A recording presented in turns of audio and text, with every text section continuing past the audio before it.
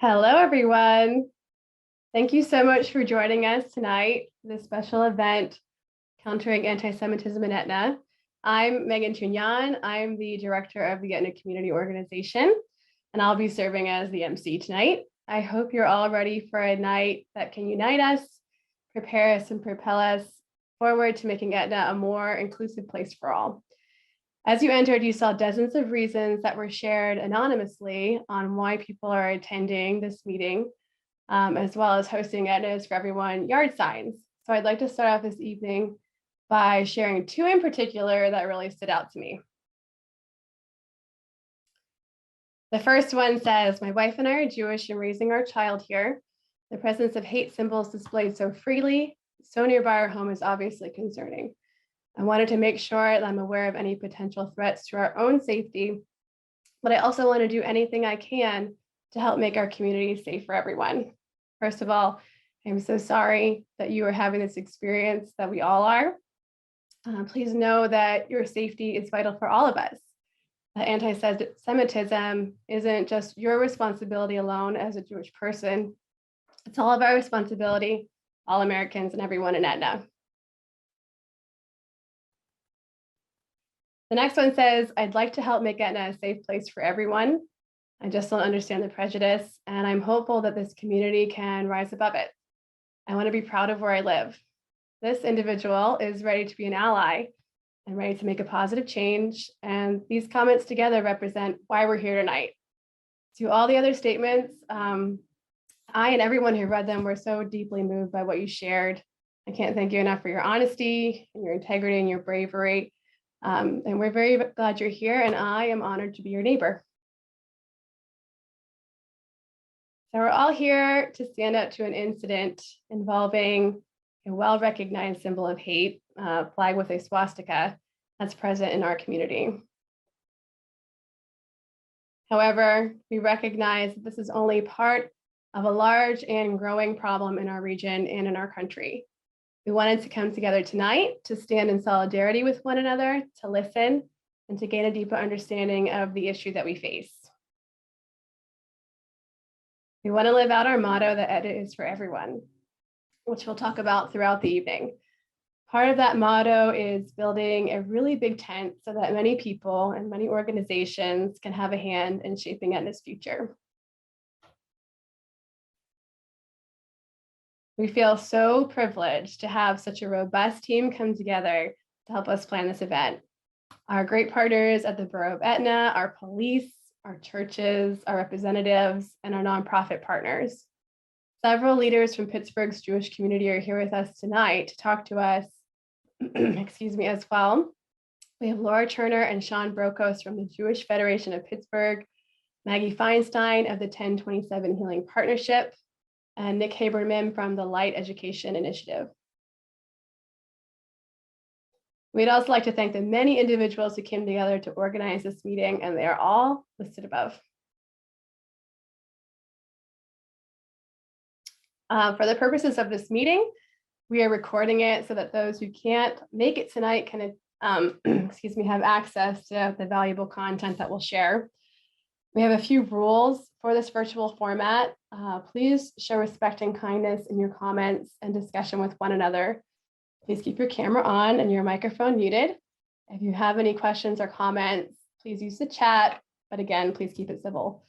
We created this virtual space so that we can be together in safety and peace, and we ask that whatever your views may be, you do your best to keep the peaceful and educational environment that we've created tonight. Here's a look at the lineup and agenda. This will be put into the chat as well for your reference. We'll start by hearing voices from Etna, an interfaith message, and then from our state representatives. Throughout the meeting, we'll ask you to participate in some interactive activities, and we have an excellent educational program for you. At the end of the program, we'll have breakout rooms so the community members can have a chance to reflect with one another.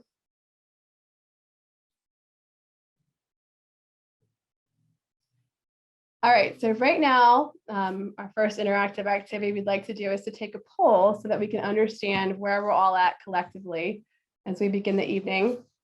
If you have a smartphone, please go to the site menti.com and you can type in the code that you see at the top of your screen. It will prompt you to share 3 words that best describe how you're feeling tonight. So using the site will give us your responses in real time and allow us to share on the presentation. If you don't have a smartphone with you, you can just type your responses into the chat. That works too. I'll give you a few minutes so you can log on and share some of your responses. Please know that there are no wrong answers. However you're feeling tonight is completely valid.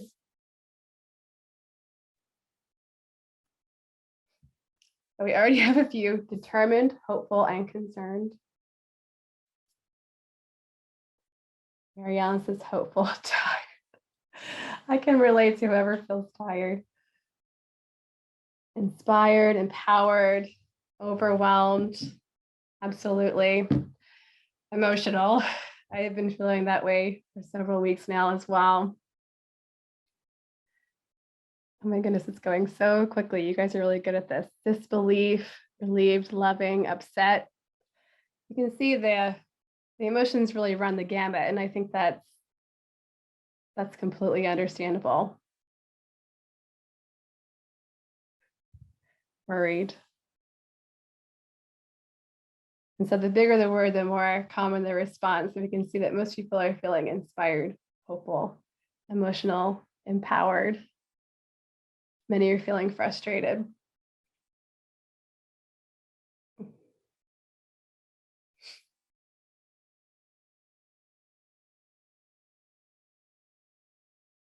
Thank you so much for all of your wonderful responses.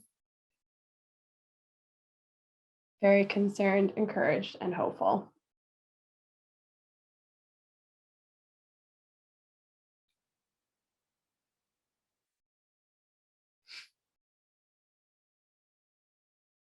Supported, that's a great one. I hope we can all feel supported by the end of the night.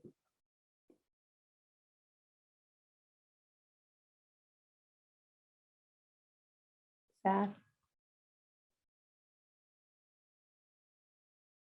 Thank you so much for sharing those responses with us.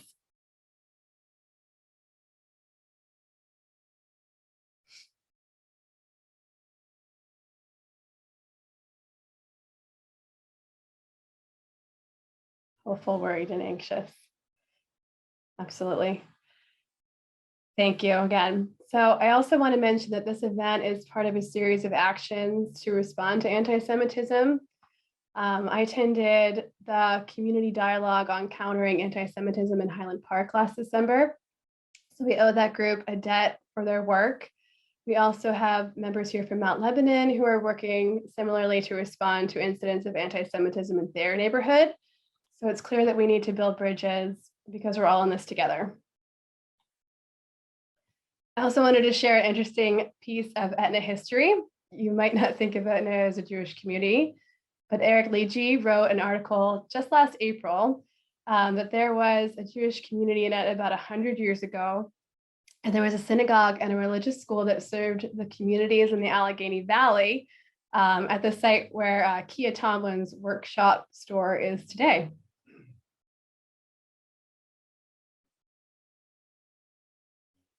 So now I'd like to introduce Rabbi Tuñón. He's the board chair of the Etna Community Organization.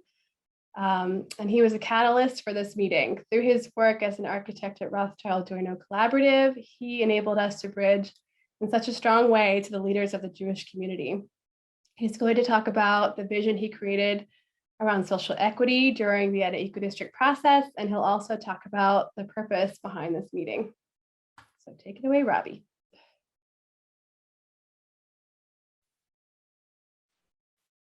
Thank you, Megan. On behalf of the Etna Community Organization, thank you for being here tonight, for standing in solidarity with us. I want to welcome Etna residents, and I want to welcome any person from outside Etna who has chosen to be here with us. If you would be willing to share, please write into the chat what neighborhood or town you live in so we get a sense of who is here and where you are from. You being here helps us understand that we are not alone, but in fact, we are part of a movement to choose love over hate. I want to start off similarly, just like Megan, by reflecting on one of the quotes from an attendee. We must treat each other with respect and dignity and make more steps towards inclusion and equality. Being a married LGBTQ+ couple, we understand that allies, support, and safe spaces are wildly important for people when they're feeling attacked or unsafe just for being who they are. This strongly resonates with me. I'm Hispanic, the son of an immigrant from Panama. As a child and a teenager, I experienced racism in its violent forms, both verbal and physical, and my family has firsthand experience with discrimination. So at this quote, it just means so much to me because it's saying that all of us, whether you are Black or Latino, female or transgender, Muslim or Jewish, when hate exists, it affects all of us. So we must at once embrace our differences, our individual identities, and simultaneously see what makes us the same, what unites us. So this quote is a clear call to action. We must create safe space for all of us. So I'm going to stop sharing for 1 second.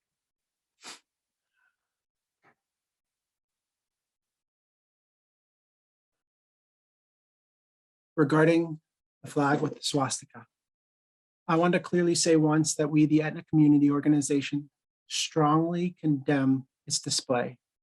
It may be legal, but it is unacceptable and violates our core values, not just as an organization, but as humans. This condemnation isn't about the individual or their intent, but the flag's meaning, what it communicates to our children and our Jewish neighbors. And while we condemn the flag, we also condemn the retaliations, the stealing and the burning of the flag, the vandalism to the house. Violence is never the answer, and violence breeds more violence. We condemn the flag's display and we condemn the illegal responses. This isn't who we are, and this isn't the way forward.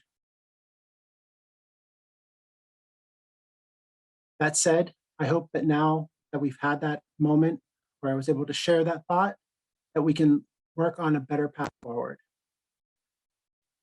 I want to acknowledge 3 of our Borough Council members, Jessica Semler, Alice Gabriel, and Megan Tuñón, who showed us what choosing love over hate looks like, how to create a nonviolent positive response. Councilmember Semler launched a GoFundMe for the production of yard signs displaying Etna is for everyone. We're seeing the results here. And it's just so powerful. Jess Semler, the beauty of your action is that it gives us all a way to be part of the response. Now, this sign was born out of the Etna Eco District planning process. And in late October 2018, Alexis Boydum and I, we were planning the Social Equity Summit with Evolve EA. And we wanted to create something for that meeting that people could take with them. And we decided upon creating a social justice poster, but something specific to Etna. And when we started designing it, Alexis was inspired by the names of our streets, many of which are named after trees, locust, elm, hickory, and that biodiversity could reflect and celebrate our racial and ethnic diversity. And we did struggle with the word equity because it wasn't a universally known concept for all of our residents. It was difficult to explain and not all people had the same definition. So we wanted to come up with something that would resonate with people. And my son, he was 1 at the time, and we were reading children's books to him every night. And it came to us, something that a child could grasp. Etna is for everyone. In the very early morning of October 27th, 2018, I was drawing the poster at my dining room table, and that's when we first heard. There was an active shooter at the Tree of Life Synagogue in Squirrel Hill. That morning, 11 Jews were murdered, others injured while worshipping. Pittsburgh is the site of the deadliest anti-Semitic attack in American history. It's a devastating trauma that we all share, should never forget, we can never allow again. Now, that Social Equity Summit in Etna was just a few days later, and there was a great sense of loss for all of us. We understood why we were fighting for justice, why inclusion was such a critical underlying value. And also that night, a Shaler Area High School student presented a poster titled Equity in Etna, with a large Star of David in the center. She shared how the students used the creation of the poster as a way to process what had happened. And that poster has since hung in the entrance to the Borough building as a powerful reminder of that day. What I'd like to end with is a look back at our 2 vision statements we created during the Etna Eco District Education Series. First, our equity statement: Etna is an inclusive community that celebrates diversity and activates everyone to shape our future together. This is the promise we made together and that we hope to fulfill. And second, our water statement: Etna is a resilient community that protects its people. And just for tonight, let's focus on that first part. Etna, inclusive community, embraces diversity, activates everyone, resilient, protects its people. By being here at this meeting, you are part of making that vision true. So I want to thank you for standing in solidarity for us, for your commitment to Etna, and for countering anti-Semitism. Thank you very much. Thank you so much, Robbie. Now I'd like to introduce Etna's Borough Manager, Mary Ellen Ramage. Good evening, everyone. I echo a couple of things, well, everything that's been said, but the gratitude that I have and that our community, Etna, our officials have for everyone that's on this call this evening. To take your time to want to learn how to be a better community, how to be more loving, how to be more accepting. I can't imagine anything greater. Without that, we can't move forward in any direction with anything. I also want to thank all the experts and people here tonight that are going to help us learn how we can and educate us, how we can be better residents, neighbors, citizens, human beings. You know, I've thought about this for a while, and the last couple of years have been hard on everybody. And there's been a sense of fear and anxiety for all of us. Without any discrimination, everyone across the world. And so we all have a personal experience what that fear looks like and what it feels like day after day after day. And when I think that we have people in our community and everywhere, but in Etna, that might have to feel that way every day because of the color of their skin, their faith, it hurts. It hurts me, and it should hurt all of us.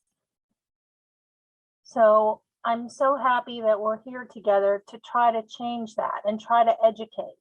You know, Etna's been, we've been partners with the Eco Community Organization since the beginning. Before we started the Eco District planning process, we passed a resolution to stand by their side, step by step, and many of our council people all through 2018, 2019 attended meetings. Many were on the Equity Champions group that helped form the vision statement. And in late 2018, Etna, or 2020, I'm sorry, November 2020, Etna adopted, we were the 61st community in the state of Pennsylvania to adopt a non-discrimination ordinance. I'm so proud of that. Councilwoman Semler was instrumental from her first time, her first month in office. And we did a wonderful education process, a thoughtful, where we brought everyone along so that they could have an understanding of what this means. And by February of 2021, we have already established a Human Relations Commission by ordinance. This is something our council did, and it states right in there that these people who are our residents are there to help educate all of us to be better people and to mediate when things go wrong. Etna Borough has a commitment to our people. You know, our welcome signs say where community matters. Community is all of us, and our greatest assets are our people. Doesn't matter what else we have, our people are our greatest asset. So again, thank you so much for being here and for helping being part of making Etna a better place. I always say you want to leave a place better than when you found it. And people who are on this call tonight are going to help us do that. So thank you very much. Thank you so much, Mary Ellen. Next, we're going to hear a message from a group of representatives from Etna's faith community. So I'm going to let Pastor JJ take it from here. Thanks and good evening. We have tonight Father Jim Gretz, Pastor Donald Simmons, or Father Jim Gretz from St. Matthew's Parish, All-State Church, Pastor Donn Simmons from Three Rivers Praise and Worship, Pastor Voller from Calvert Memorial, Pastor Donn Ed from First Congregational.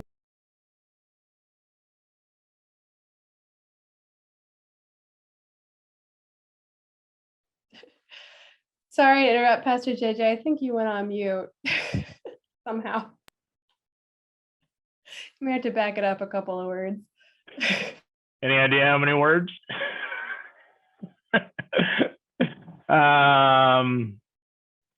I'll just start over because we're not long.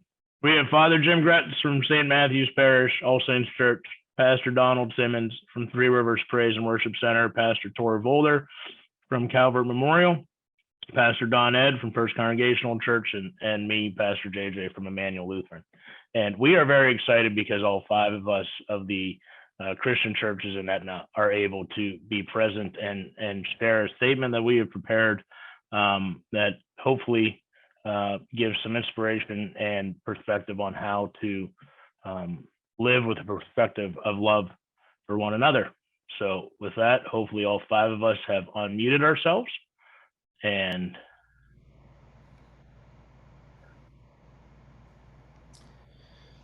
so friends and neighbors, as the faith leaders of Etna, We need to speak out against the divisions of our society. While our faith traditions have been guilty of hatred in the past, we have come to realize that we are rooted in the shared covenant of Abraham. It is through that covenant that we seek mutual love and support.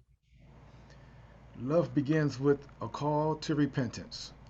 We recognize how our ancestors in the faith have done wrong with harsh words and divisive teachings. In actually listening to each other, we have come to a better understanding of what the scripture says of what love really is. Genesis taught us that all people are created by God in God's image of love.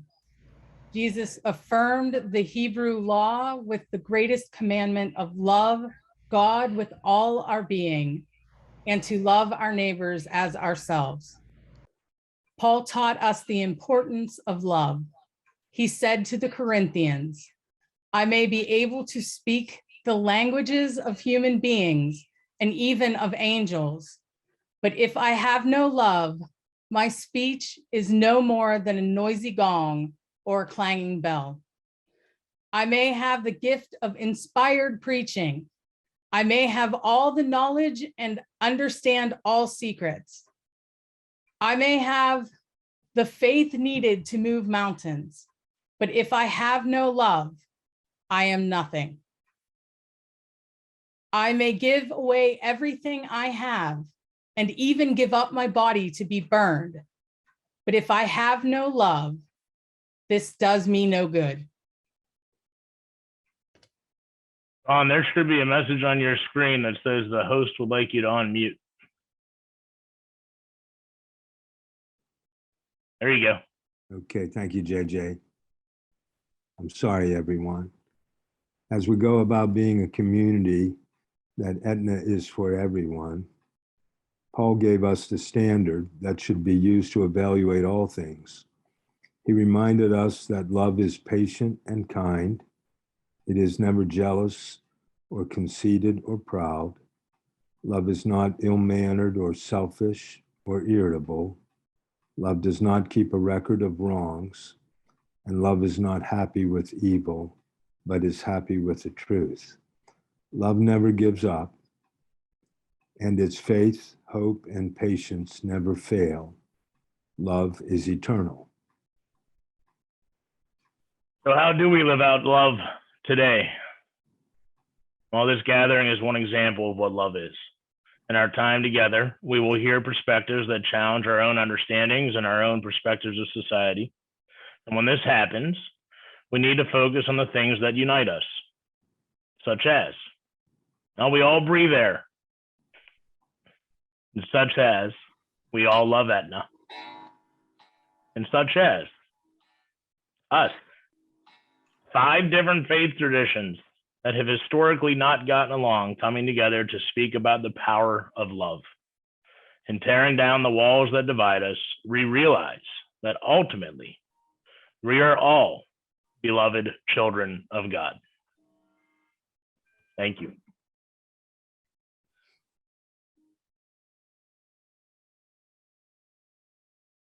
Thank you so much to Etna's faith leaders for joining us tonight, and thank you for your beautiful words. Now I'd like to invite our state senator, Senator Lindsey Williams, to share her message. Thank you. Thank you all for including me in tonight's event. I am so proud to represent a community that steps up and acts when it sees anti-Semitism and calls it out for what it is, hate speech. And we've all seen how dangerous hate speech can be. We've seen it in our own backyard. And I stand with the Etna community and all of our friends that are here tonight from the faith community and from around the region as we respond to anti-Semitism so that Etna is truly a safe place for everyone. So thank you again for including me tonight. Thank you so much, Senator Williams. Now I'd like to invite our state representative, Sara Innamorato. Good evening, everyone. Hello from Harrisburg. I wish you could all be in the same space. We'll get there soon, but I just want to wrap my arms around all of you. It's so good to see so many friendly faces in little tiny Zoom boxes. One of the words that came up on that first activity that folks did was people were surprised. And I'd like to say, you know, unfortunately, in the position that I've been in for the last 3 years as state representative, there's been a number of incidences that have been brought to my attention. Everything from anti-immigrant posters being put up at a neighborhood school that serves English as a second language students, to Black neighbors sharing their experience with racism, to the Tree of Life tragedy. And every time a hateful act like that has happened, the community has pushed back tenfold with acts of love, with acts of saying that we want everyone to be welcomed here, that diversity is our strength. And I've seen that firsthand in Etna. When we were having our eco-district meetings and we were coming together and talking about community gardens and solar and safe streets, we were talking about that with the lens of equity. Like Robert said, Etna is for everyone, and residents, young, old, people who just moved in, people who've lived there for generations, they share that sentiment. And that's the Etna I know, that's the Etna I love, that's the Etna I'm so incredibly proud to represent. That's the Etna that sees some act of hate and responds with an act of intense love. And that's what we're doing here tonight. And I am so incredibly proud to be a part of it. I'm so grateful to be here and to hear what residents have to say. And I look forward to the discussion this evening, and thank you. Thank you so much, Representative Innamorato and Senator Williams, for your words and for always being such supportive partners to the EDA community. So now we're going to move on to the educational portion of the evening. We're going to be talking about public safety, contemporary anti-Semitism, community resilience and trauma, equity, inclusion, and belonging, and finally, the student voice in action portion. Before we begin that, I would like to ask you to go back to the Menti poll site. If you still have it open, the next question should pop up. If you closed it out, you might have to enter the code again. But we're going to ask you to assess how well you feel that you understand the topics that are being discussed tonight. So I'll give everyone a couple of minutes. Thank you, Alexis, for including that in the chat again. A couple of minutes to respond here. So it looks like so far, equity, inclusion, and belonging is the subject we feel most comfortable with, as well as contemporary anti-Semitism. We're looking forward to learning more about education about genocide and human rights.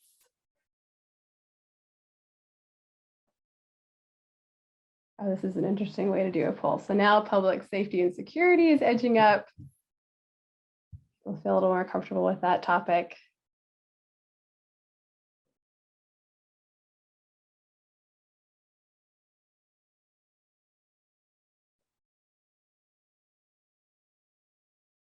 So I'm happy to see that our community feels like they understand the topic of equity, inclusion, and belonging the best, since we did so much work with that through our eco-district process. And we're looking forward to learning more about education about genocide and human rights.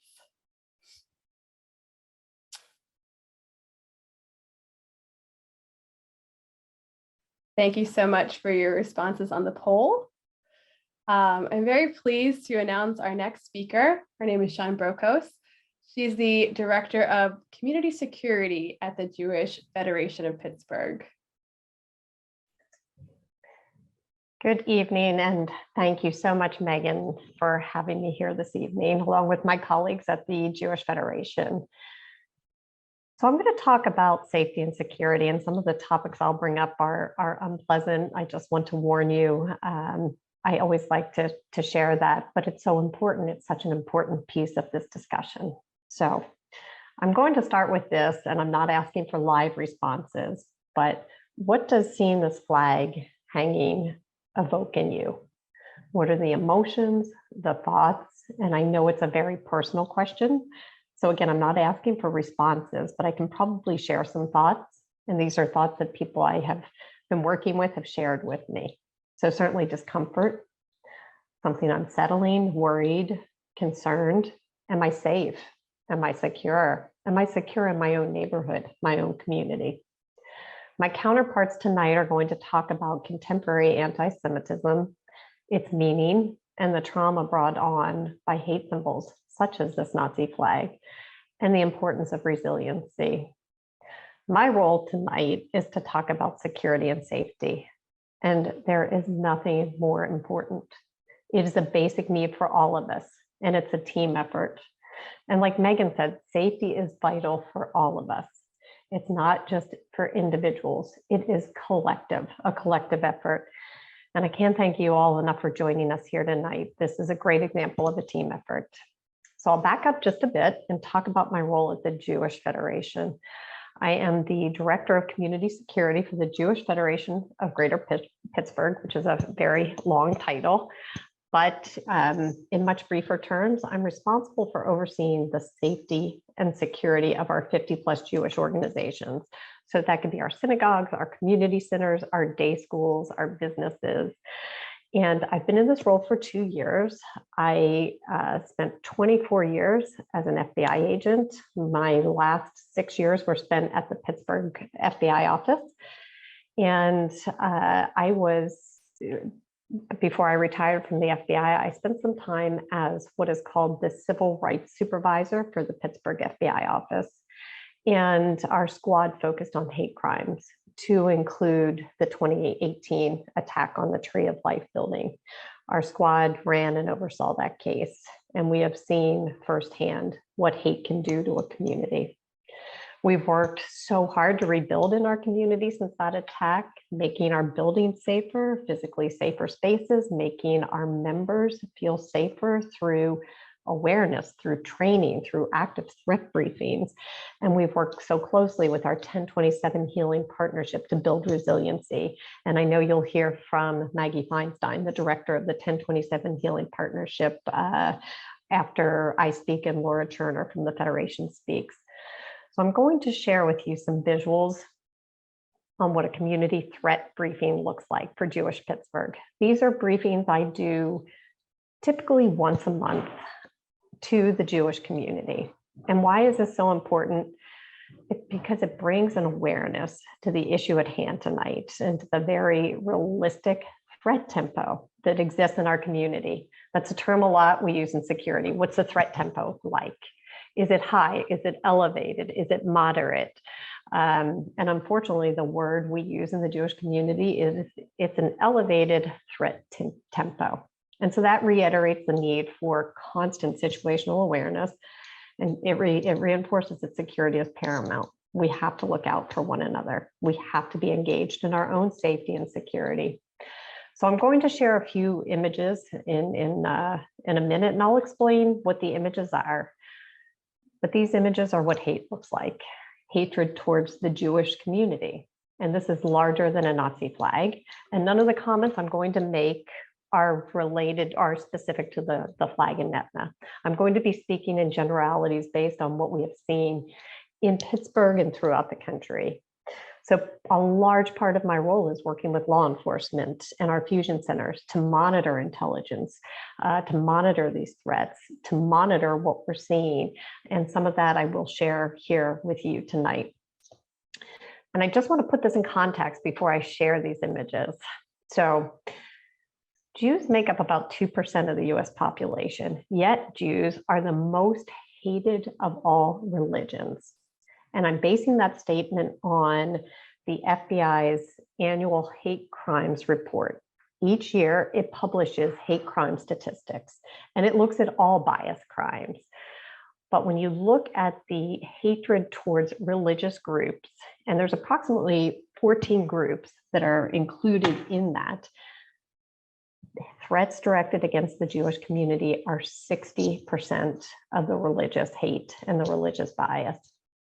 In a much broader context, if we look at all of hate crimes in the country, the top 3 targeted groups are Blacks, followed by the LGBTQ community, followed by Jews.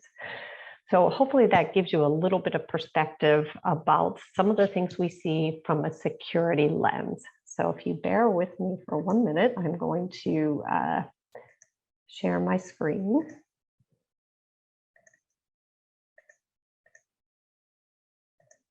Okay, so like I said, I have a few images that I wanted to share. On the left is a flyer that we have had members of the Jewish community thrown on their lawn, attached to either a sack of rice or a sack of birdseed. And it is singularly blaming Jews for COVID. And I won't go through the whole flyer, but you can see that that there is a direct blame placed on the Jews for COVID. And that is one thing that has certainly caused an uptick in the anti-Semitism that we have seen in the past 2 years now. The picture to the right are flyers that we have seen in our community. We've seen them in other communities. These are what we typically call the neo-Nazi or white supremacy symbols. And if you look at the one in the middle that says Rahowa, that stands for a racial holy war. The white supremacists are calling for an ethnic cleansing. They're calling for a white supremacy. And so these are flyers that are posted again in Jewish neighborhoods. If you look to the right, this is an online post. And this post is commending the work of the assailant who attacked the Tree of Life building. And I'll just read what it says on there, that the assailant gave those kikes a long overdue lead shower. And he is, and I don't use his name, but the assailant is referred to as a saint. And this is what is spread on white supremacy channels. And if you can see the bottom, hail the saints. The saints is a group of people who engage in hate crimes, whether it's anti-Semitic or whatever the case may be. So just something that is out there in on the internet, whether it's on the clear net or the dark net. Right below that photo is a windshield that was smashed. This is from a residence in the Jewish community that had her car specifically smashed. And if you go to the right, this is a swastika that was spray painted on the home. This is what happened here, right here in Highland Park. And again, the community rallied behind these Jewish residents. But that's something that is very fresh and was specifically targeted at these individuals because they are members of the Jewish community. And then we have here a picture of the assailant in the Tree of Life. This is a picture that is spread throughout a lot of white supremacy networks. Screw your optics is what the assailant said right before he went in and murdered 11 people at the Tree of Life building. And his picture is spread just like this throughout many white supremacy networks and social chat room or chat rooms. The bottom right is what just happened on New Year's Eve. This is a direct threat an individual made against a synagogue in Los Angeles. And you can read what he says. I'm finally going to act upon my desires to kill all Jews. And he lists the synagogue, and above it is where he had some other places in mind. So again, just sharing with you when I talk about the threat tempo in the Jewish community, what this really looks like. Some of this happened obviously here in Pittsburgh, and then I use the LA reference. That was our most recent thwarted attack that we've contended with here in the Jewish community at large. And then the next picture I just want to share with you, I know I referenced this when I spoke about it. This is based on last year's data. And again, the FBI puts this report together every single year. These are statistics from the 2020 report that shows that here's the religious threats, 13% of all threats. And so the amount of threats were over 8,000. 13% of them are directed at the religious community. Of that 13%, if you break that piece of that pie out, 60% are directed towards the Jewish community. So hopefully that gives you a little bit of a visual of what we're seeing. So I'm going to stop sharing that and go back to just a few more comments that I'd like to make. So again, from a security lens, what are we seeing? We're seeing angry, socially disconnected people who feel they've been wronged. We've seen online comments and hate speech that amplify ideology. The photos on the screen show false narratives and narrative toxicity that unfortunately people buy into. We know that mental health issues and conspiracy theories are a caustic mix. We know that threats are not fitting into neat boxes, but we do see them directed at the Jewish community, although it is very difficult to predefine these threats. And one thing we really have to focus on is folks who are started down the pathway of violence. It starts with ideology, it starts with behavior. And so much of the work we do is try and intercept people before they go down that pathway of violence. And we have seen violent crime on the rise. We've seen anti-Semitism on the rise. We need to understand these violent acts to prevent them, planning, preparing, defending ourselves. So that being said, let me bring it back to the Nazi flag. The flag is a hate symbol, and hate symbols may serve as motivation or a call to action to those who believe in these abhorrent ideologies. They can serve as a call to violence, a call to mobilize, a call to, the new term is acceleration, accelerationism, making forward movement based on your ideology. And typically that is a movement of violence, a call to discrimination. Those motivated by prejudice spread hate to others, predisposed with similar ideology. It catches fire. Discrimination or bias based on race, religion, sexual orientation, gender identity, and those with disabilities on any grounds is not okay. And hate against one is a hate against all. But hate crimes, anti-Semitic crimes, and hate crimes directed against the Jewish community is typically a good barometer for hate crimes directed against these other groups. We have seen that, and I can tell you that firsthand from my role as supervisor of the Civil Rights Squad. So all of this being said, to say this is why we need to be engaged. From a security perspective, we need to commit to action. We need to look out for one another. We need to stand together in equity. So I thank you so much for joining me and sharing in this effort this evening. Thank you so much, Shawn, for sharing your information with us. Next, we're going to hear from Laura Cherner, also from the Jewish Federation. She is the Director of Community Relations. Thank you, Megan. I first want to start by thanking, Megan and Robert, really the Etna Borough, for putting this together. Such a swift and lovely response. I'm really just it's so heartwarming to see how many people are on this call, especially, if you're a Steelers fan and you're tired from staying up the night before, sitting on this call on a Monday night, it really says a lot. So I just want to thank everybody for being here.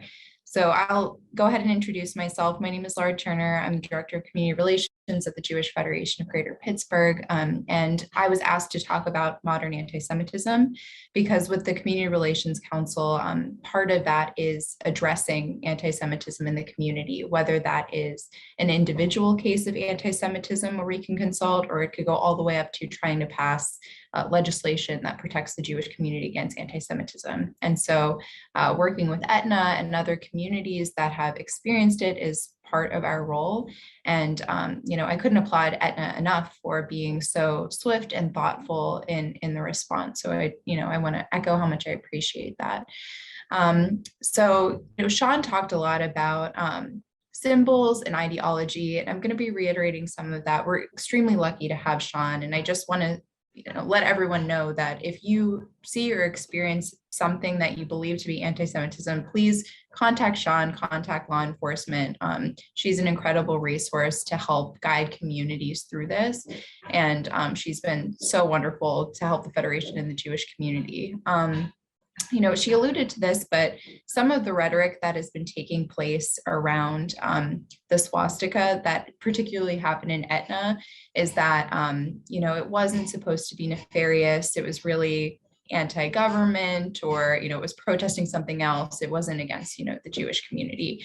And so to answer Shawn's rhetorical question of what do you think of when you see a swastika, I think that most people in modern society would attribute that to the Holocaust, white supremacy, Jew hatred, racism, regardless of whether or not one chooses to use this to advance their own agenda, the meaning and impact remains. Just because the origins of the swastika, it's an ancient symbol used by many cultures. If it's co-opted by Hitler and the Nazi Party, it becomes synonymous with Holocaust and mass genocide. So against the Jewish people, but also LGBTQ community, disabled community, Roma population, other marginalized groups. So, I just want to start by saying that regardless if one says that wasn't my intention, the impact remains. And when a symbol is so co-opted and so synonymous with hatred, the meaning kind of, the intention behind it really loses all meaning and doesn't hold a lot of weight there because the impact remains. And like Shawn said, a fear would be that if you're putting something up there, you wouldn't want it to inspire other members in the community to say, who are intending to cause harm or danger. Some of you, if you're on this call, you're probably not surprised, but in my experience, a lot are surprised to know that there still continues to be a significant increase in anti-Semitism in the United States and globally over the past several years. Obviously, we're all painfully aware that Pittsburgh was the site of the worst anti-Semitic attack in US history at the Tree of Life building. And Shawn mentioned that the Jewish community is such a tiny group in the United States, such a small group, around 2%, and over 60% of religiously motivated hate crimes are targeted at that community. So modern anti-Semitism, I think the thing that is most concerning is how pervasive it is in our society. Stereotypes, symbols, even jokes, they can really grow into conspiracy theories. And that's something that we see a lot happen in the community. So, a small example that you think might be a positive stereotype would be that a lot of Jews are so smart that they're lawyers, or Jews are really successful that a lot of them are in Hollywood.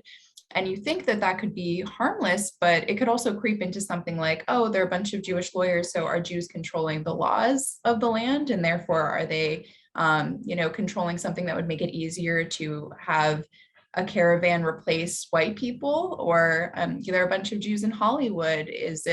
Are Jews controlling the media? Are they controlling our minds? Are they passing their own agenda? Something that you think is just a positive or harmless stereotype about Jews can actually have really, really harmful implications in our modern times.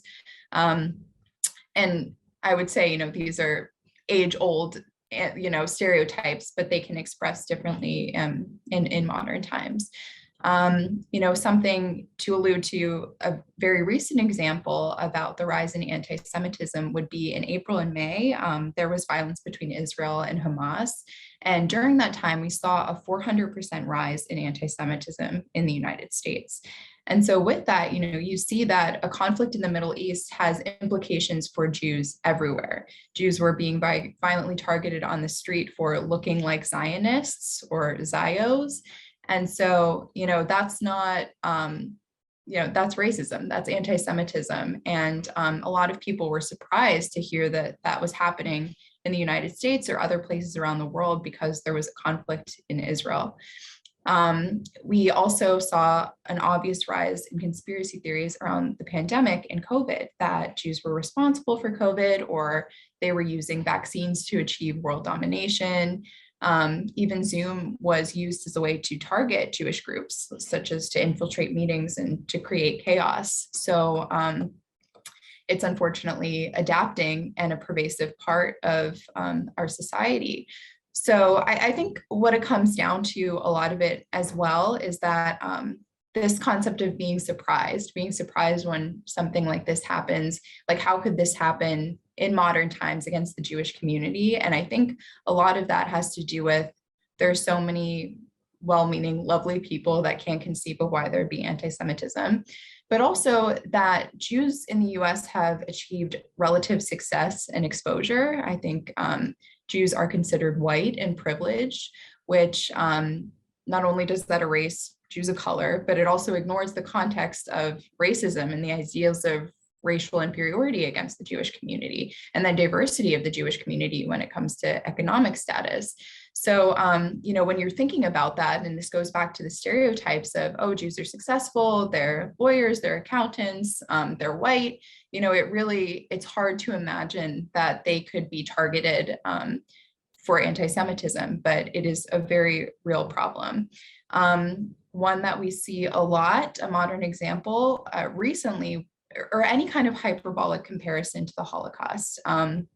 People wearing gold stars to protest vaccination, or saying that a vaccine card is sort of, an identity card related to the Holocaust. I saw a woman recently who shaved her head to say that she was in a concentration camp because she didn't get a vaccine. Like really horrible, horrible things that are happening, but it's a form of Holocaust denial because there is no comparison to the devastation of the Holocaust. That's not a, cute form of political protest against the vaccine. Like it has very serious implications.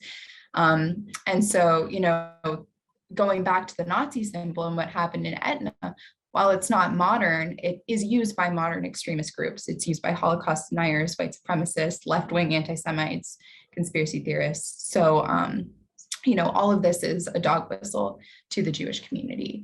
And as a couple of other speakers said, I should mention that if there's hatred against the Jewish community, there's definitely, you can see a rise in hatred against other communities. So I know that there's a really lovely and vibrant LGBTQ community in Etna.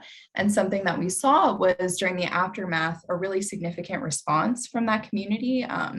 Not only trying to be allies to the Jewish community if those members were not Jewish themselves, but also recognizing that we're in this together. The queer community was also targeted by Nazi extremism.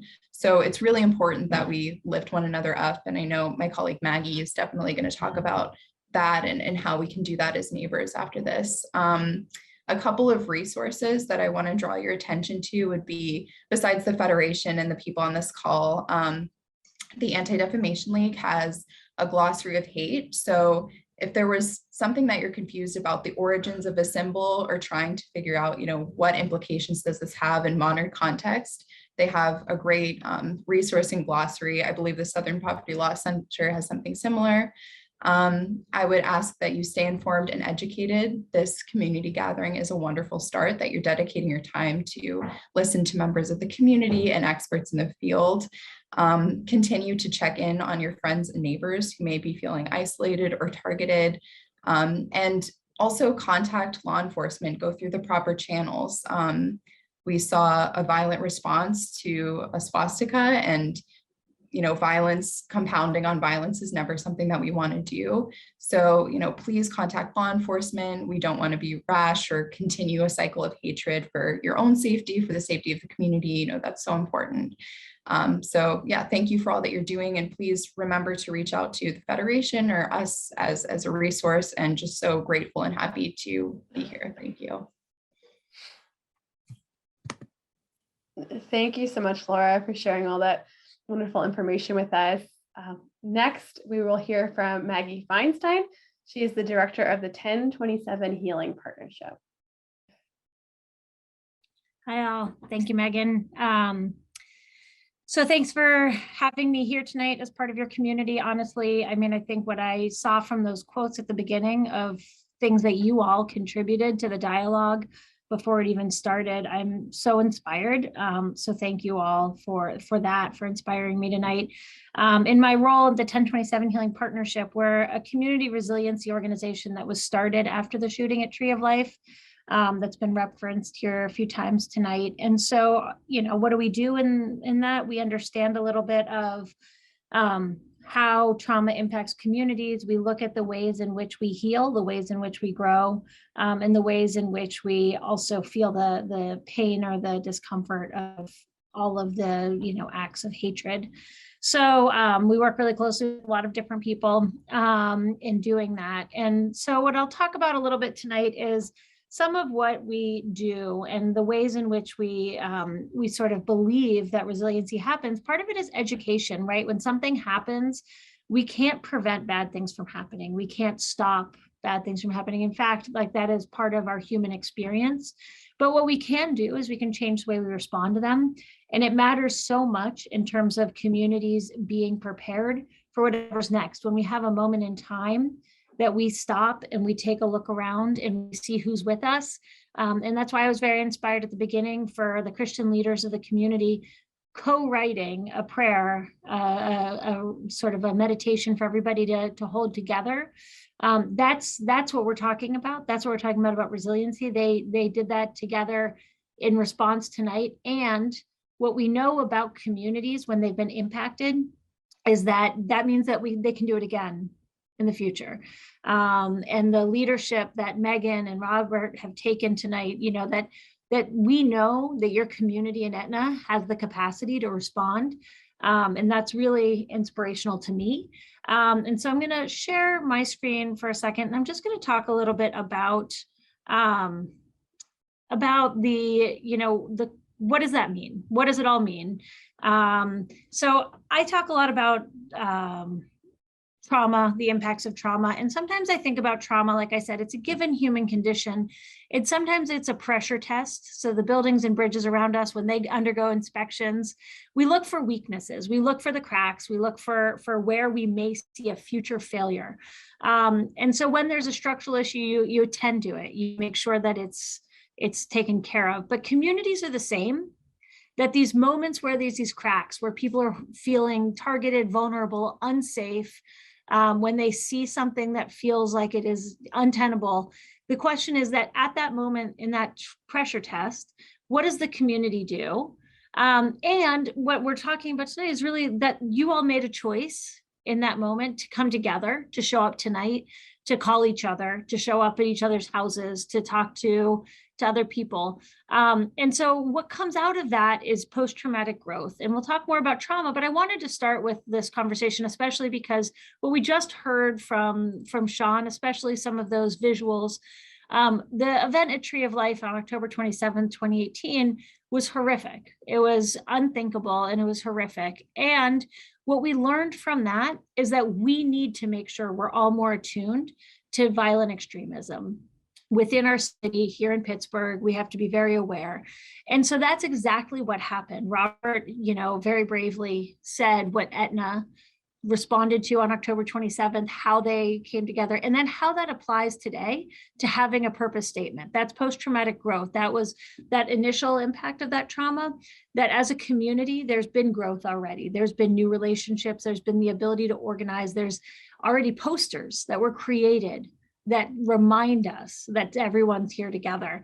But I think that it's really important that remembering that that after a traumatic event, it can feel sometimes like it is just subsuming us and we are underneath it. But also when we look around, there's opportunities for new connections. There's opportunities to learn something about both ourselves, but also other people around us, as long as we're looking. And so when we're talking tonight, I want everybody to sort of think about what are we looking for in each other? How do we reach out? How do we build these relationships that already existed? And what Mary Ellen said about the work that happened into becoming an eco district and the way that Robert reworded those things, those are so inspiring to me. Just really, really beautiful. So what is trauma? Just so that we can all sort of know we're talking about the same thing here, that trauma is a given human condition, right? It is not something that they experience or someone else experiences. We, as humans, are equipped for trauma. And it is unpleasant, it is hard, it is isolating, it feels very lonely. But an incident becomes traumatic when it disrupts our sense of self and safety. So importantly, I think that, sometimes we don't understand exactly what we're talking about. And so it's hard to be resilient when we don't understand what trauma is. Trauma is something that has disrupted my sense of self and safety. Primary trauma means it was my experience. Like I had an experience, secondary trauma, empathize with someone else's trauma. So somebody else had an experience, I heard about it, and I start to notice the impacts on me as though it had happened to me. Vicarious trauma is what we call sort of a near miss. It's when we feel as though there was that car accident, it was just one car ahead of us, but that night we keep thinking about it, we keep thinking about it. Most importantly, trauma impacts our thinking, and it can have lasting effects. Not everybody, not always, but any of these three forms of trauma can have lasting effects. They actually all produce the same biological response. And so when we're talking about the hate flag appearing in a neighborhood, a safe neighborhood, feeling safe and then feeling unsafe in that moment, right? That fear that we experience is real. And the question is like, why does it impact some people in one way and other people in another? It may be because somebody had event themselves that it brings back up to the surface. Some people realize that, that they felt close to a person who had significant loss, whatever it is. But when traumatic events happen, one of the things that happens is it brings to the surface a lot of the time past experiences. And so some people, would minimize, and I think Laura just did an incredible job at describing why we don't minimize hate speech. We don't minimize signs of hatred in the community. And the reason why personally a number of people feel that impact is that it brings to the surface feelings of unsafety, feelings of targeted, being, concerned that because of who they are, they may not be safe where they are. And so when there's a trauma, one of the things is to normalize that's a real experience. Everybody defines it for themselves. And if you're a family member, if you're a friend, if you're a neighbor, that one of the things that we often do is, well, why is it bothering you so much? We'll ask that, or we will sometimes minimize somebody's experience. But remembering that post-traumatic growth happens because we actually do feel close to something. And then we take a lesson, we think about it, and we really figure out what we do about that. And so I would challenge all of you guys to think a little bit with traumatic events, where fear comes in. And then also, how do we see the fear that other people are experiencing, and what can we do to try and change that, to try to help them? Really quickly, I think it's important to kind of talk about what collective trauma is, because I think that's really what I heard Megan and Robbie, responding to when I first talked to them about this. But the idea that the community in Etna has worked really hard to create some communal norms, values, and things that are important.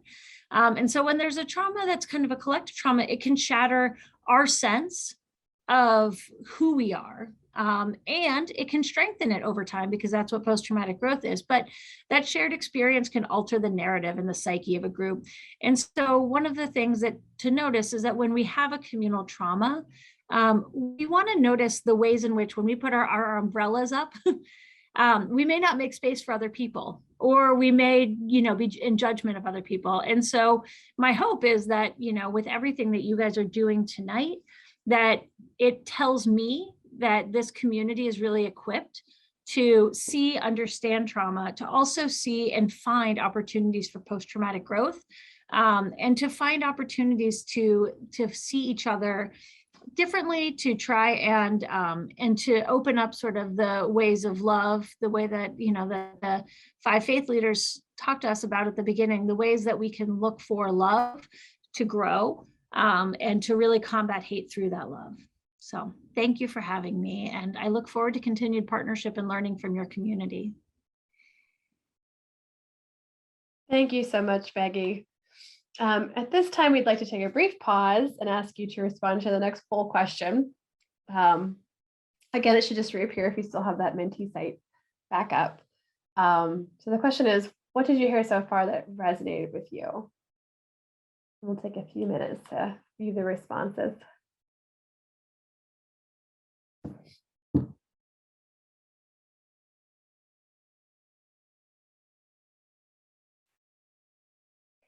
We can't stop bad things from happening, but we can change how we respond to them.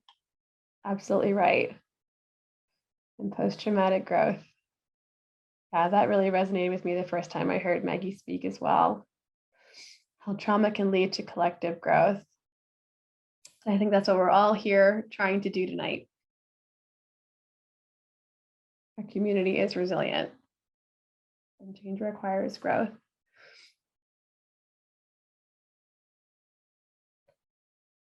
why impact over intent is so important. We can work together to combat these issues and learn from one another to get through this. Reaction to hate can be communal. How we respond to trauma is critical to growth. So I'm saying the word growth pop up in the majority of your sentiments, which is so true. We don't ignore something associated with hate because the perpetrator states it wasn't the intent. Exactly. This event tonight is supposed to be in response to how the community is feeling. Trauma is having your sense of security violated. We need to understand that we won't all respond to things the same way. Everyone has their own experiences, and post-trauma informing their, and past trauma informing their response. The symbol is a trigger. We're all here because of love. And knowledge is power.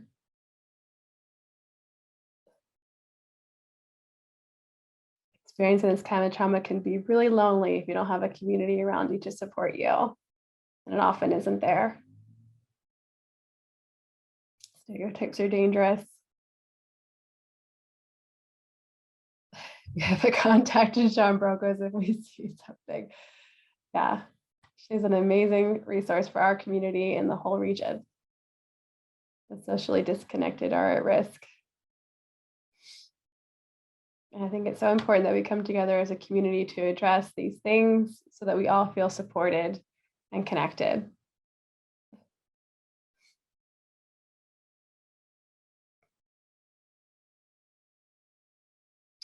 Small non-hateful things can grow and become a real threat against a community. I absolutely agree.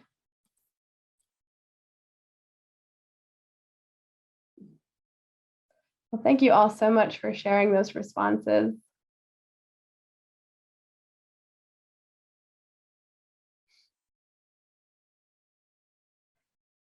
So we'll move on, and to conclude the educational portion of the night, we're going to learn about equity, inclusion, and belonging and how it relates to, as it relates to religious identity. We'll be hearing from Nick Haberman. He is the founder and director of the Light Education Initiative of the Holocaust Center of Pittsburgh. And he'll probably tell you this himself. He's also an Etna native. So take it away, Nick. Well, hello, everybody. Megan, can you hear me okay? Great, thanks so much. It is truly an honor to be here tonight because I was an Etna resident for the first 20 years of my life. And then I came back a few years after I moved out of Etna to teach in the Shaler Area School District. So I think I've put in 35 years of my life in the Etna community, and I'm very, very passionate about the work that you're doing. And this just all really hit home whenever I saw what happened and whenever I saw the ability to respond. A couple things. Number one, I want everyone to just take a breath and pause. We're not going to solve anti-Semitism tonight. It's not going to happen. It's okay. We're playing the long game. We're planting the seed. We're laying the foundation for acting at our level to respond to anti-Semitism in our community. Anti-Semitism itself is over 2,500 years old, and we could talk for hours about the long and complicated history and the many forms it takes. But as far as what we're talking about tonight, we are showing that something bad can transform into something good, as we just heard about the post-traumatic growth. Couple other things to keep in mind. I find it interesting that what I'm going to talk about for the next 15, 20 minutes and then bring students in to talk about is both the most understood item on the survey and the least understood item on the survey. Everyone felt the most comfortable with equity, inclusion, and belonging, and the least comfortable with genocide and human rights education. And those are the two things that I'm going to be talking about. So I hope my goal is to kind of move everybody forward together. I am going to share my screen so that you can see some visuals from myself and from the state of Pennsylvania. And Megan, I'm looking at you again. Can you see my screen all right? Fantastic. As I said, I was a resident of Etna. I am currently wearing a couple of different hats. Number one, I'm a teacher at the Shaler Area High School. I've taught for the last many years a class on multicultural studies, on multiculturalism, human rights, and genocide, and a class called the Holocaust Background, Tragedy, and Aftermath.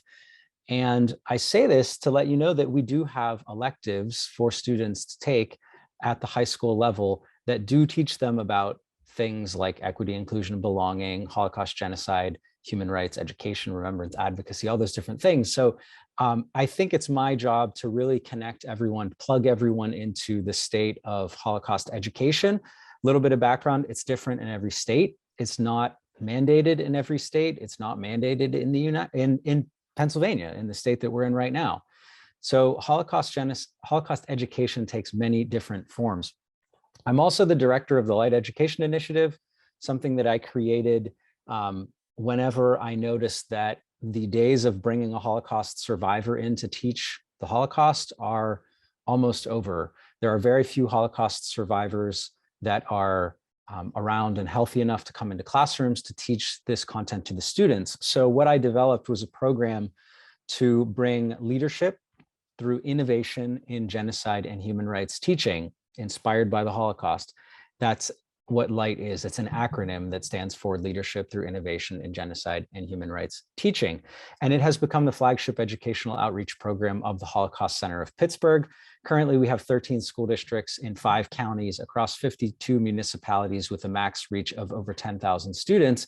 We have put a pause on adding new schools just because the capacity has really gone, we realize that there's a lot of work to be done going deeper, not broader, before we expand. And I do want to say that it started in Shaler area, and now it's expanding across the region, and it's something that we can be proud of. And it started with, I'm going to say it many times, an Etna resident. So Etna really is connected deeply in all of this content.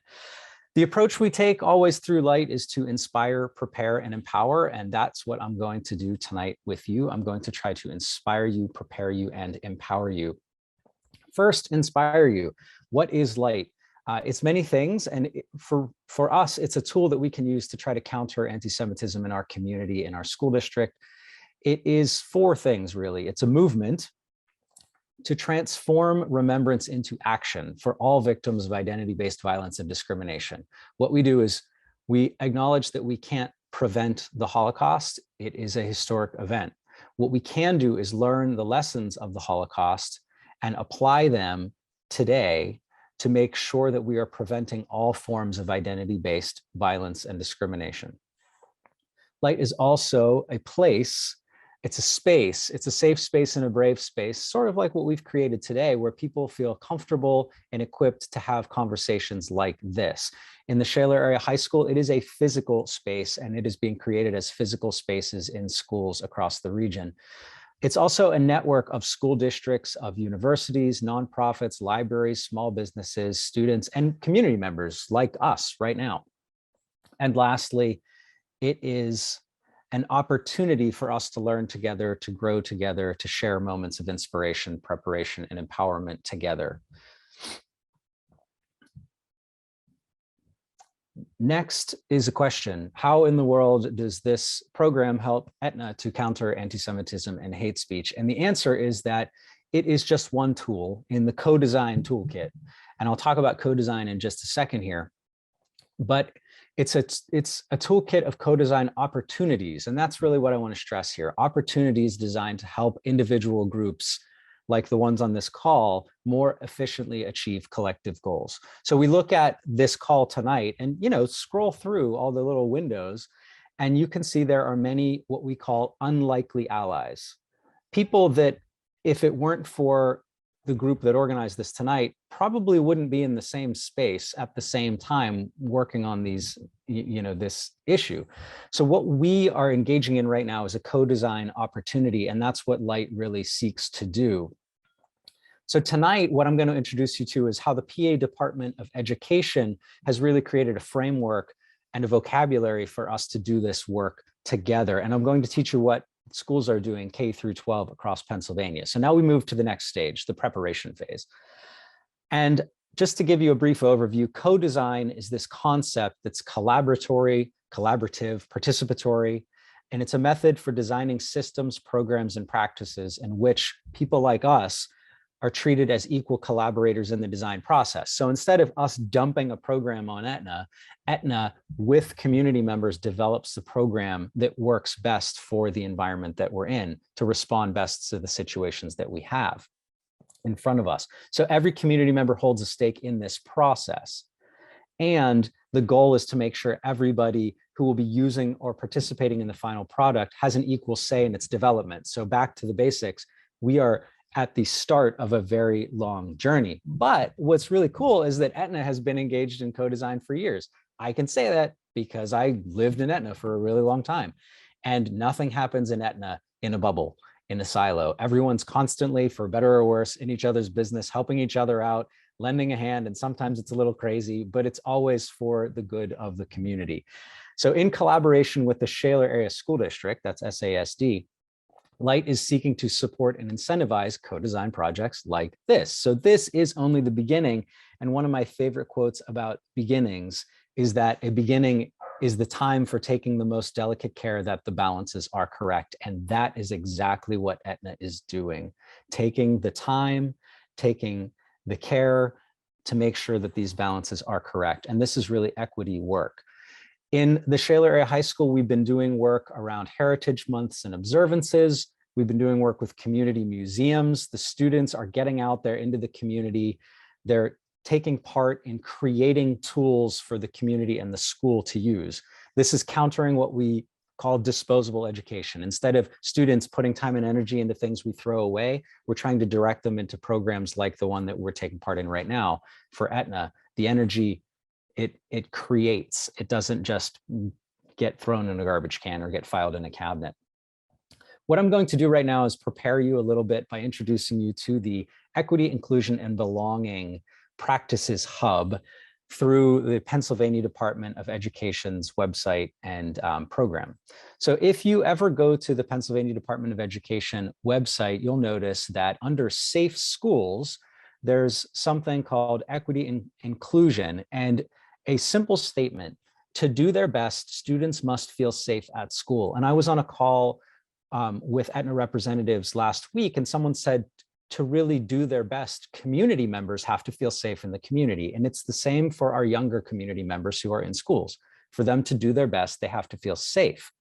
And a healthy and safe environment can help students thrive. And every student, regardless of race, ethnicity, sexual orientation, gender identity, or expression, should be provided the opportunity to learn free from discrimination, fear, or harassment. And what we saw in our community with the flag, with the flag, was students being afraid. Young people walking to the bus stop, seeing something that brought fear into their minds. And I say this as someone whose bus stop was just down the street from the house that currently has that swastika flag. So this really hits home for me. The Equity, Inclusion, and Belonging framework is, it's meant to be pretty simple. And I've heard this talked about a lot today, so I'll move through it quickly. Equity is defined as everybody having access to the resources and rigor they need at the right moment in their education across race, gender, ethnicity, language, disability, religion, sexual orientation, gender identity, family background, and/or family income. And I found a nice picture to just illustrate this. You see the person on the left needs a little bit of help. You see the person in the middle doesn't really need anything. And you see the person on the right needs a lot of help. This is the difference between equity and equality. If this were equality, everyone would have the same exact thing and it would still not be equitable.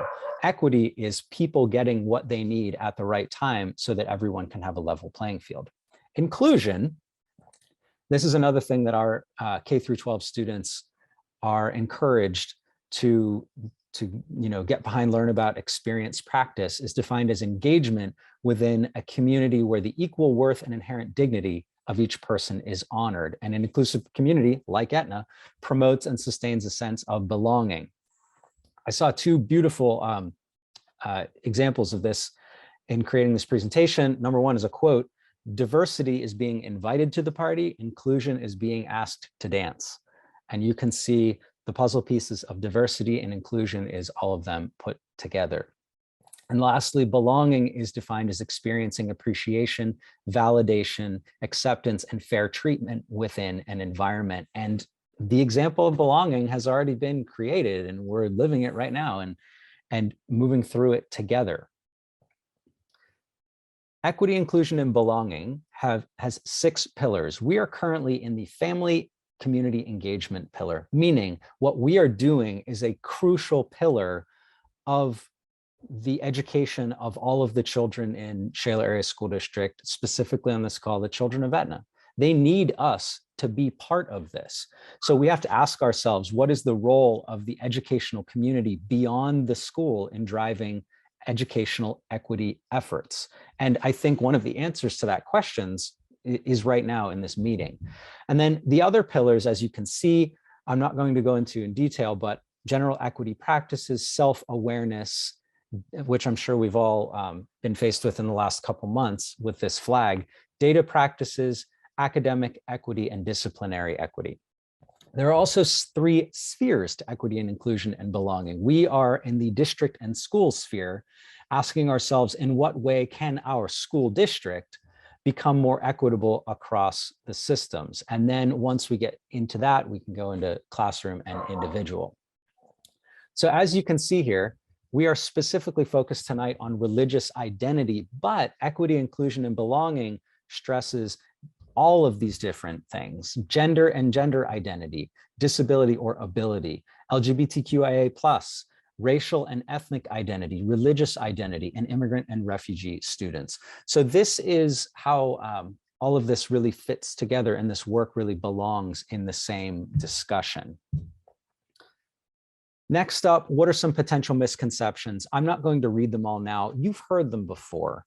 And what I'll tell you is, before I show you the misconceptions, I'll tell you that to really dive into them, you can go on the Pennsylvania Department of Education's website, the Equitable Practices Hub, and I'm sure the link will be shared with you after this presentation.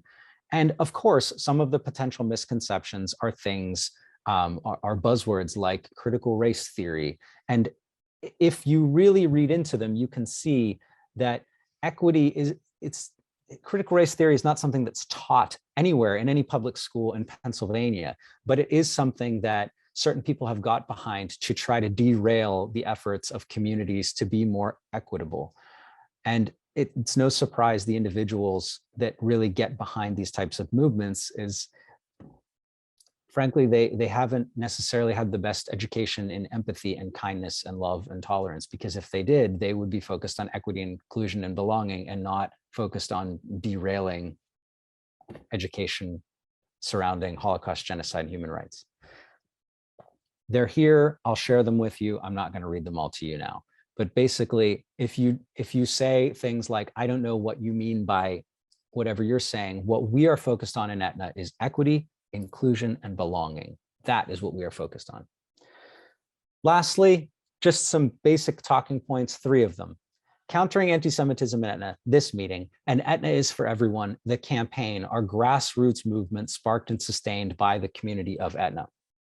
Second point, the Pennsylvania Department of Education and their Equity, Inclusion, and Belonging hub and program provides us the framework necessary for sustained and embedded countering anti-Semitism advocacy work, especially among young people. So what PDE does is it really gives us that strong foundation to continue to do this work in and out of schools. And lastly, what my program does as the flagship educational outreach program of the Holocaust Center of Pittsburgh is to give Etna residents support through this co-design practices, connecting your efforts to the students of Shaler area through PDE, the Pennsylvania Department of Education's framework. So now I'm going to move on to the basic question of what can you do? Number 1, you can remain informed by the Etna Community Organization through meetings like this, flyers that you find throughout the community, throughout local businesses, and emails with specific action items. For example, the yard signs. It's a really great way to take action. Number 2, you can follow the Light and the Holocaust Center of Pittsburgh on social media. On Instagram, you can see it's @light_INIT and @HCPGH, or visit the websites. And there's constantly programs and opportunities. new programs all the time. The Holocaust Center never stops. Light never stops. So you can keep up to date on what we're doing using those three things. But lastly, it's very simple. This whole presentation boils down to one sentence. You can counter ignorance and hate speech with education and kindness. Super simple. You are all more educated tonight now than you were an hour and a half ago. So what you can do is share what you learned with other people and counter hate with kindness and love. And my goodness, we have grown up in the community that produced the individual who taught the world this. There are three ways to ultimate success, Mr. Rogers. The first way is to be kind. The second way is to be kind. And the third way is to be kind. It's really simple. So whenever you think about what am I going to do about that swastika flag? What am I going to do about contemporary anti-Semitism, about anti-Semitism around the United States? You work at your level and do what you can, and that is to educate people and to be kind to one another. We are now going to move on to the second phase of this talk, which is going to invite students in, and I see some students on the call right now. But what we do basically, the approach that we take, and I know that you are taking, whether you know it or not, is this human-centered design approach of identifying the roses or the successes that you already have in your community, the thorns, which are the challenges or the obstacles, and the buds, which are the potential or the opportunity. So to be more specific here, one of the roses that we have already identified is that Etna is for Everyone exists as a beautiful campaign, has for years. There are signs, there are buttons, there are flyers, there are groups of people who meet. So already that's something that we should celebrate as a success. It's a lot more than a lot of communities have. Etna is really at the vanguard, the forefront of countering anti-Semitism through community action. Second, you look at the thorns, and we're not focused on that tonight. We know what the challenges are. You heard them before I came on the call and unmuted. You know that one of the challenges is the flag, again, but we're not going to focus on that right now. What we are going to put our energy into are the buds, that is the potential and the opportunities. And we're going to think about how we can translate those opportunities or the potential into action items for the rest of this school year, because my work focuses on young people, and once June hits, they're gone. And then we think about the action items for next school year. And we can really kick off August, September, October, November, December, leading into the next, calendar year. So what I want you thinking about as you hear things from students in just a moment is, what are the students sharing that you would like to be a part of? What are the students doing in the high school that you are inspired by? Maybe it will be a call to action for you to create something, or if you own a local business, or if you work in Etna, or wherever you are, maybe it'll make you think about how you can approach countering anti-Semitism a little bit differently, and countering all forms of identity-based discrimination a little bit differently. So what I'm going to ask students to do for the student voice and action component is to share the potential, the opportunities for future engagement and success. If we were in person, we'd be doing activities and making buttons and all sorts of stuff like that. But right now, since we're just on the call, we have to focus on what we can do, and we can talk to one another. So I know that there are at least a few students, Cassidy Laffey, Flannery Loudon, Maeve Snyder, Maggie Rea. So if any of those students are on the call, please, now is the time for you to unmute and share with everybody some of the things that we are doing in Shaler Area High School and beyond. And Megan, I can help you facilitate this if you need me to. I guess I'll go first. Yeah, can everyone hear me all right? I just want to make sure everyone can hear me. Okay. Hi, I'm Maeve Snyder. I'm a senior at Shaler Area High School. I think a lot of my peers are also on here that are also seniors. I'm also the president of the Gay Straight Alliance at the high school. And I guess my whole message here was that, like, I'm kind of in disbelief about how normalized acts of hatred are becoming, because they happen so often. As a bisexual woman, I've seen discrimination firsthand. when the Tree of Life synagogue shooting happened, I was only a few blocks away. I was in Squirrel Hill, and I wasn't very far away at all. I've witnessed LGBTQ plus and racial-based violence firsthand by seeing other people go through it. However, I think with nearly 90 people in this meeting, including local leaders, who I'm very thankful are here, it is clear that people are being inspired to make a change. So hopefully when I leave this district and go to college and come back to become a teacher, I can say that I have chosen a safe place and a loving place to raise my future children. And I hope that will happen thanks to the dedication of every one of you who took your time to be here this evening. And I would just love to thank you guys for being so passionate about this and trying to help us make Shaler, and not only Shaler, but Pittsburgh, a better place. Dave, thank you so much for sharing. Before you sign off here, can you please let people know how they can find out more about the Gay Straight Alliance that we have in Shaler Area High School? Yes, so we have a Instagram page, and sorry, I have to look at it now. It's just GSA_Shaler. And I help Miss Pikarski run, Kim Pikarski, run GSA, and we do a lot of fun activities. So if you ever want to, take a look at the Instagram page, we have all of our upcoming events and everything that we're doing on there. And if you'd like to support us or join us in any way, that'd be awesome. Thank you so much for sharing, Maeve. So very proud of you and your efforts. Other Shaler area students that I spoke with who are on this call. Hi, my name is Cassidy. I'm a senior at Shaler. Sorry, I'm in my car right now. I'm currently at Dan's. I had to step out for a minute to talk with you guys. I think this is just so important. So I'm happy to do it. But again, sorry that I'm in my car. Anyways, I think that my biggest thing is whenever I think about how we as a community can make a difference, I think the number one thing, as Mr. Haberman said, is to be educated, but it's also to openly show our support. Now, I think that it's really important to never hate anyone for anything or ever show the acts of hatred that people are showing other people. So, for example, this man with the flag, I think that it's important for us not to just go straight to yelling at him and hating him. And I think it's more important to educate ourselves and people like him, and also show that we stand with the people who are being targeted. For example, with Light, I know that we have these pins, and I keep a lot of pins that represent things that are important to me on my book bag. So when I'm walking in the hallway, people can see that I'm openly supporting them and things like that. I think that also, businesses can hang flags and can show their support with signs. And I think it's just important at times like this to be so supportive of each other to the point where the people who aren't feel outnumbered and learn to educate themselves and make that change. Thank you, guys. Thank you so much for sharing, Cassidy. Cassidy is another senior at Shaler Area High School.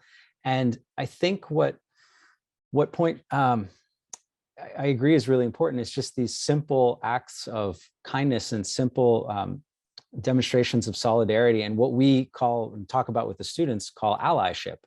So asking yourself, what have you been afforded that other people haven't, and how can you use that to help lift up other people that may not have the voice or the opportunity that you have? So asking yourself, how can you be a better ally for all these different groups of people? Cassidy, thank you so much for sharing and joining us from your car. Anyone else who joined the call tonight as a Shaler area student who wants to share some of the things that Shaler Area High School or Shaler Area School District is doing? Yeah, hi. So my name's Maggie. I'm another senior at Shaler, and I'm a Light ambassador. Maeve and Cassidy are too. So we work with Mr. Haberman. We do a lot of events with Light. And I just wanted to say, because I thought it was interesting, a lot of people saying they didn't really know what was going on with Holocaust and genocide education in school. As a senior, I've just gone up through all of the years of education at Shaler. And I have not taken Mr. Haberman's multicultural studies class or the Holocaust class that are specifically for that kind of teaching, completely devoted to those subjects.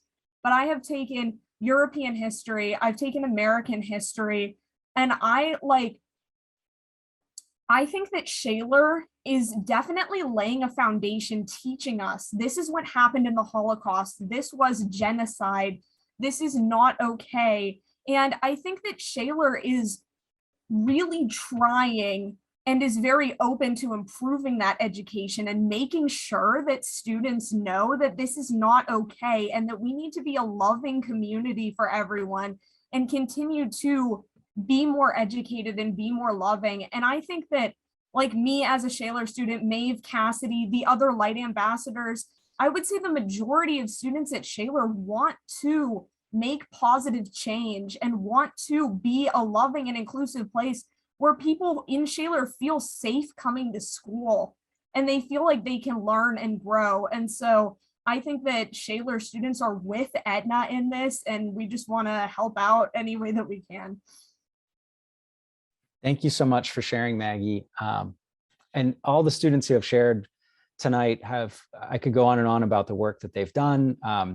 Last year during COVID, Maggie edited a panel discussion that was hosted by students with African-American members of our community talking about what it's like to be Black in Shaler. And this is not an easy conversation to have, but our students are really diving headfirst into this difficult content, having difficult conversations that are important, all in an effort to leave our community better than we found it.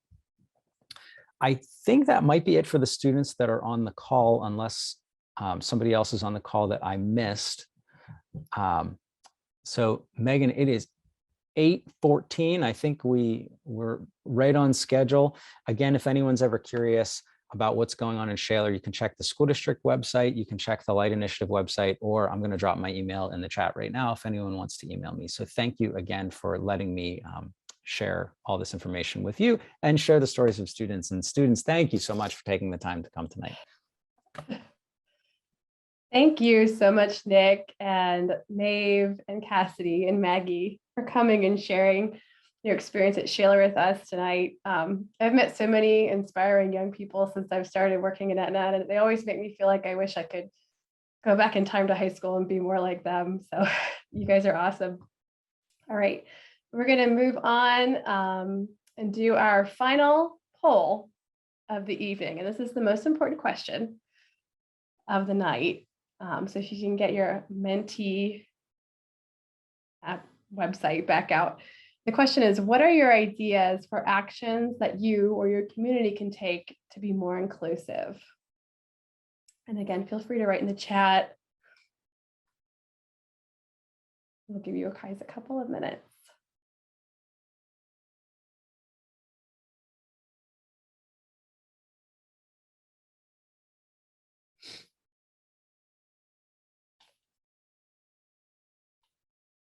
Being an upstander, not a bystander. I love that.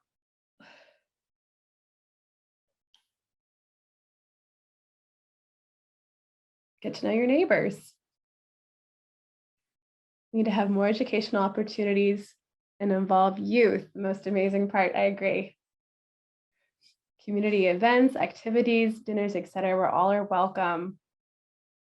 Community education projects. If you see something, say something. Take down all forms of hate. Taking time to connect with one another and building community. Create safe spaces for all community members to gather. Extend invitations and ask people to dance. That's lovely. Community events to help connect with our neighbors.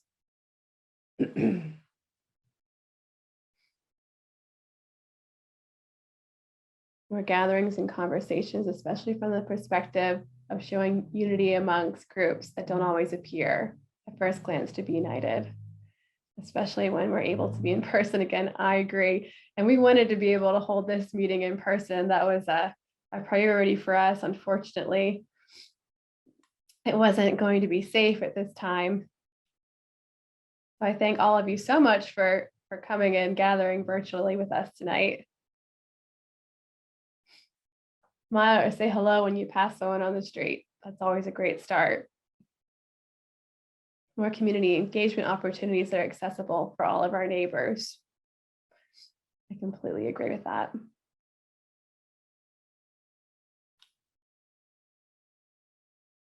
Wonderful. Well, thank you all so much for sharing those responses in the chat.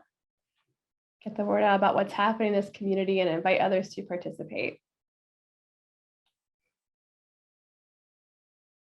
Have your neighbors' backs. Exactly.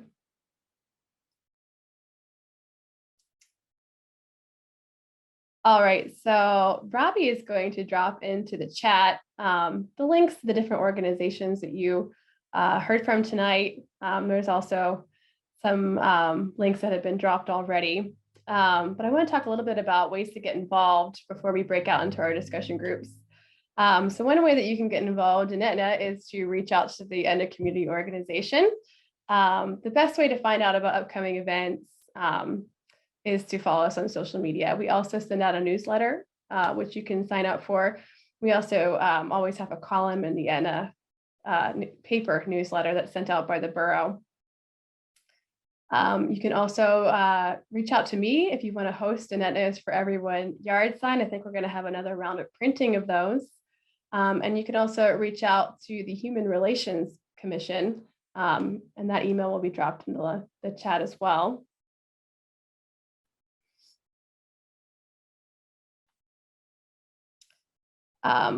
One thing that our organization is working on, and you might already know about this, is that ECO and Etna Borough are in the process of building the Etna Center for Community and Etna Community Library.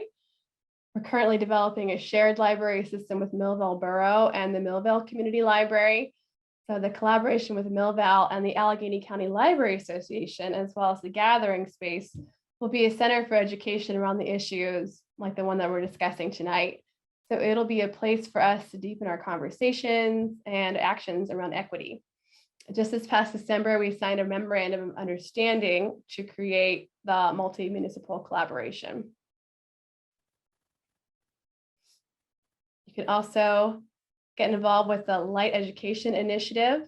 There is a group of meetings called the Shaler Area Response to Racism. These are public community meetings that are located at the high school, the high school library and light center. The dates are on the screen there. There's one every month coming up in 2022. You can also get connected with the Holocaust Center of Pittsburgh, the 1027 Healing Partnership, and the Jewish Federation of Pittsburgh.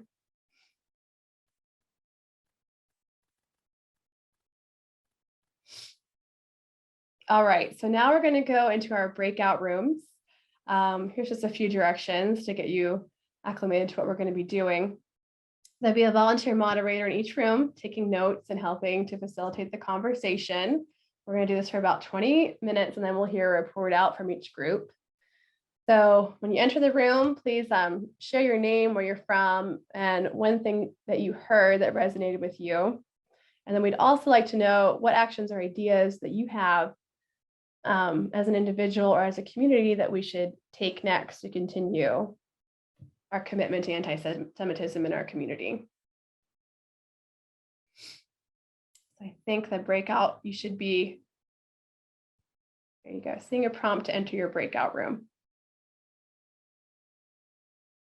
All right, it looks like everyone has filed back in. So folks, we're going to wrap things up. I just wanted to take a couple of seconds to just ask the moderators to share out one thing that really stood out to them from their breakout discussion. So I'm just going to call you by name to simplify things. So if we could start with Allison's group. It was really cool to have a group conversation with people we wouldn't necessarily otherwise cross paths with. It was really nice. I really appreciated this format. Themes that came up were to really look at the intentional advantages of building community, and also ways that we can maybe support some of the youth stuff. Great. Thank you so much, Allison. All right, can we hear from Lindsey Huff's group? Hey, that was so lovely. Just the whole thing, the breakout group, I feel like we could have gone on for another 20 minutes. So I'm happy to see you all collectively, but boy, I think education was a big topic for us. Just how important that is to not only be educating everybody in our community, but also the work that Nick is doing in the school. He shared that there's an in-service day coming up for Shaler teachers K-12, that they're talking about diversity and equity and inclusion. And it's just so heartening to know that that's happening for our students. Yeah, so I think education, that's our big takeaway. Great, thanks so much, Lindsey. Judith, would you share next? Sure. Yeah, our group was amazing. It was so awesome to talk to everybody. And the biggest takeaway was that Debbie offered to share her family story that she shares usually with Jewish community members or with youth, to the interfaith community, to the Etna religious community, to reach across those lines of faith. And I think our entire group was kind of united in the wish to have conversations or meetings that are I'm trying to find the right words, that are breaking down stereotypes, to learn, to reach out to the mosque that is here in Etna that came up, and to just, talk across the faith groups, and also all the other groups that, are encompassed in Etna, to learn about each other and to break down the stereotypes and learn that we are all really the same. Thank you so much, Judith. Benny, would you mind sharing your group's responses next? Absolutely. I really had a wonderful group, and the biggest takeaway was that obviously there are some small things which can impact us negatively, and you can't control all of these actions, but we can definitely control our responses. So that's what the main takeaway. And the action of youth, like today's youth, how bad they felt with this, and they shared their opinions. So basically going to involve more young people so that they basically know what's going on in the community and how their opinion or their actions can make a positive impact. And we can also basically how Etna as a community or as a person, they can support is by forming a support group, by having community events, network, and just be aware, maybe on social media or what's going around, just be aware. And never hesitate to just talk to each other. So that was the biggest takeaway. So I really appreciate my group and their thoughts.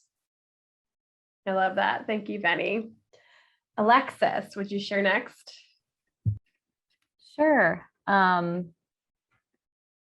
We were all pretty surprised in our group to learn just really how pervasive anti-Semitism and hate in general is. Just learning some of the statistics that were shared were pretty eye-opening. We all agreed. For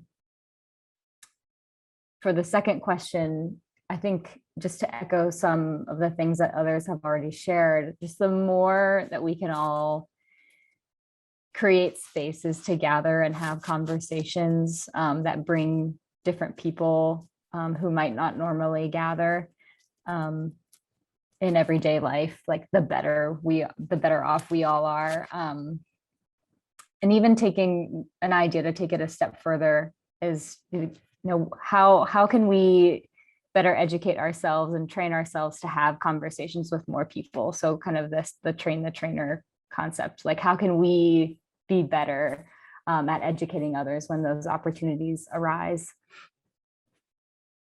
Wonderful. Thank you so much. Tom Hill, would you mind sharing your group's responses next?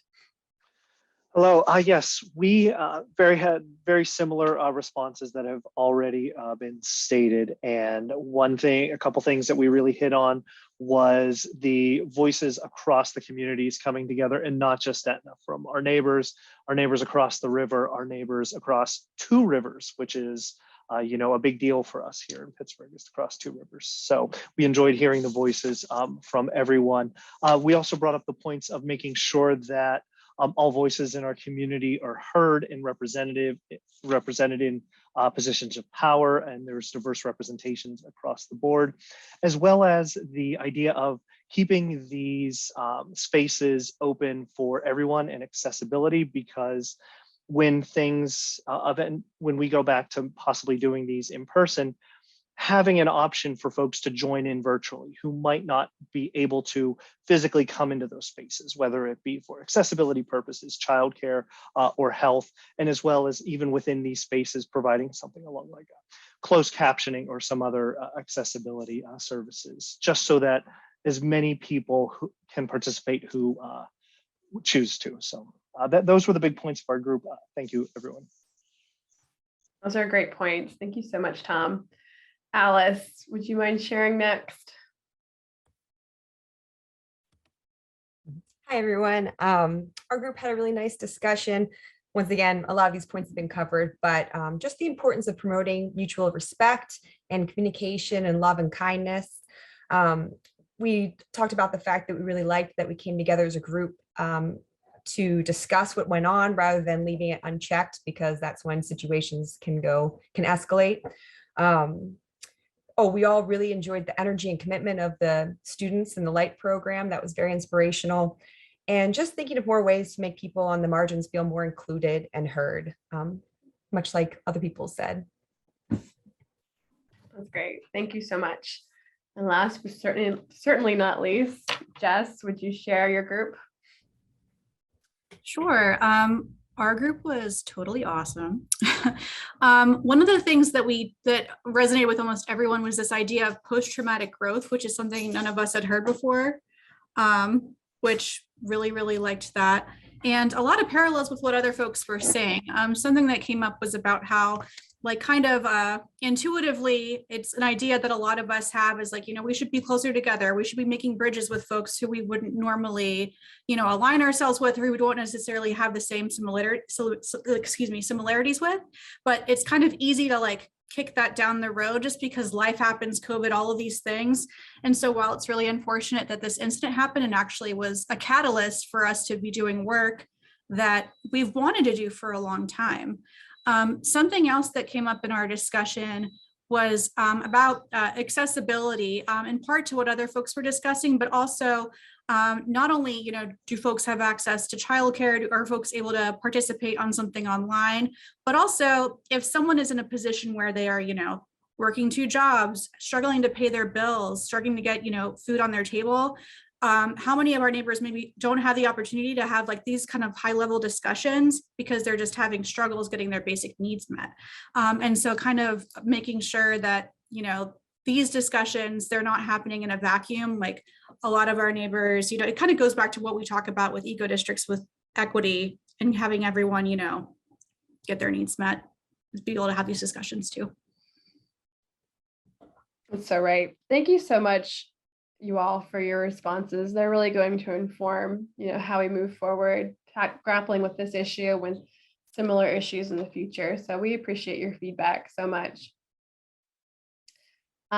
So that pretty much concludes the program tonight. I want to take the opportunity to thank our speakers, Shawn Brokos, Cherner, Maggie Feinstein, and Nick Haberman, and the Shaler students for taking time to speak with us tonight. I think I can speak for everyone when I say that we appreciate you all taking the time to help us navigate through this and giving us some actionable ways that we can help to support our community. I'd like to thank Mary Ellen and Etna's faith leaders, Senator Williams and Representative Innamorato for standing with us in support. And I especially want to thank the participants here tonight. Your presence is a testament to the resiliency of our community. Each time that we're confronted with a challenge, you rise to the occasion. So in this instance, you made the choice to stand up for your neighbors. You demonstrated that this is an inclusive and loving community.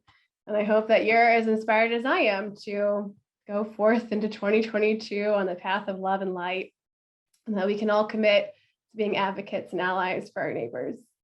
So feel free to reach out with any follow-up questions that you have.